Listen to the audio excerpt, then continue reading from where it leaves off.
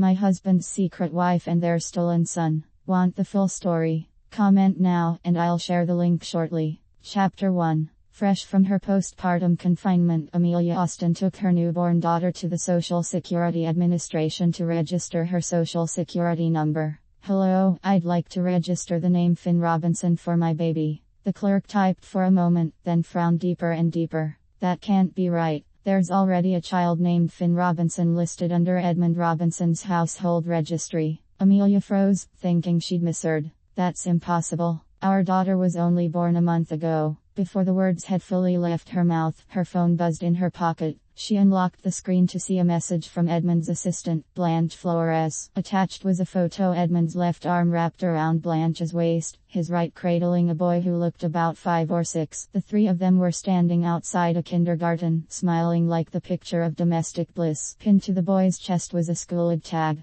Finn Robinson, it read, clear as day. A message followed right after. Miss Austin, how does it feel to be the other woman? You'll spend the rest of your life living in the shadow of the real wife me. It felt like a steel vice had clamped around her heart. Amelia's fingertips trembled as she spoke to the officer. Could you check Edmund Robinson's marriage record for me? The printer spat out a page. Though light, it landed in her hand with the crushing weight of a sledgehammer. In the spouse column next to Edmund's name, it read, Blanche Flores. The marriage had been registered 7 years ago. Ma'am, would you still like to proceed with your daughter's registration? The clerk asked. His voice felt like it came from miles away. Amelia looked down at her baby, peacefully asleep in her arms, and forced a bitter smile. Register her under my name, she said softly. And change her name, too. Amelia walked out of the station on legs that felt like jelly. Her phone buzzed again. This time, it was a message from Edmund. Hey babe, still stuck in meetings. I'll be home later to spend time with you and the baby. Babe.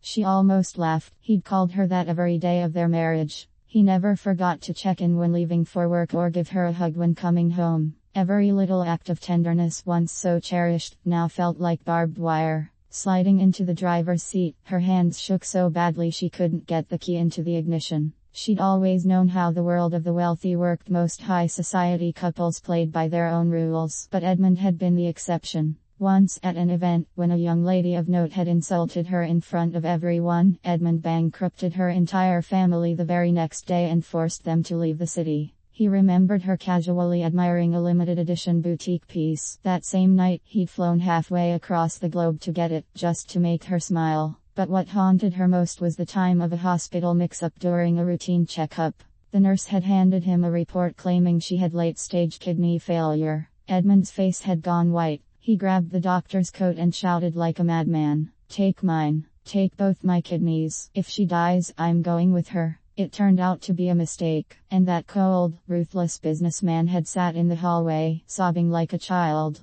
Thank God, Amy. You're okay. That's all that matters. People warned her. The more powerful Edmund became, the more temptations would surround him. But he'd always treated her so well, so earnestly, that doubt never had a place in her heart. So why Blanche? Edmund used to look down on her more than anyone. Blanche had been the Austins' maid. One day, she brought Edmund coffee while wearing a low-cut dress. He shattered the cup on the spot and barked, "Don't play cheap tricks in front of me. Don't bother coming back tomorrow." Then he pulled Amelia into his arms, eyes burning with intensity. "Amy, you're the only one I want. I won't tolerate filth like her around you." Blanche had crumpled to her knees, sobbing and begging for mercy. "I only love Amelia. I don't entertain garbage. Don't ever show your face to me again." She'd packed up and left that same day. A few months later, Edmund hired her back as his personal assistant. He told Amelia she lost her job and her family was going to marry her off to some old creep.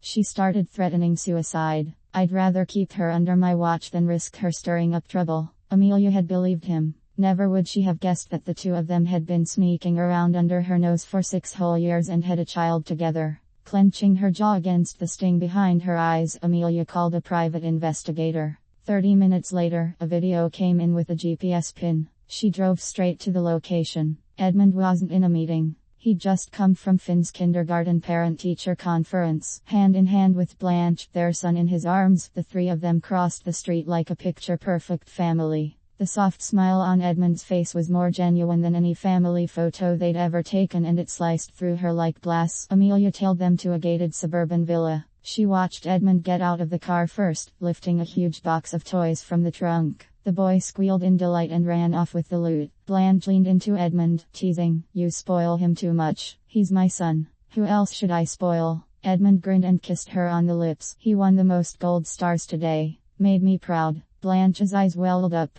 "Thank you, Ed, for enrolling him in the best private school. I never thought." She hesitated, voice trembling. "When I got pregnant, it was an accident. I never planned to intrude. I only wanted to watch from afar. We were never going to ruin things for you and Amelia." "Stop it." Edmund cupped her cheek, voice firm but low. "She'll never know. Besides, you are the one on my marriage license. Of course I'll take care of you and Finn. You are my family." Blanche finally smiled through her tears. Edmund leaned closer and murmured something in her ear that made her blush bright red. Then he swept her into his arms and carried her inside. Amelia sat frozen in her car, feeling like her heart had been sawed open with a dull blade. She barely remembered how she drove back home. That night, Edmund returned as usual. As soon as he stepped inside, he opened his arms for a hug. "Babe, did you wait long? Tired from taking care of the baby today?" Amelia quietly shifted to the side. "About our daughter's registration. I'll handle that later," he cut her off sharply. Then, softening his tone,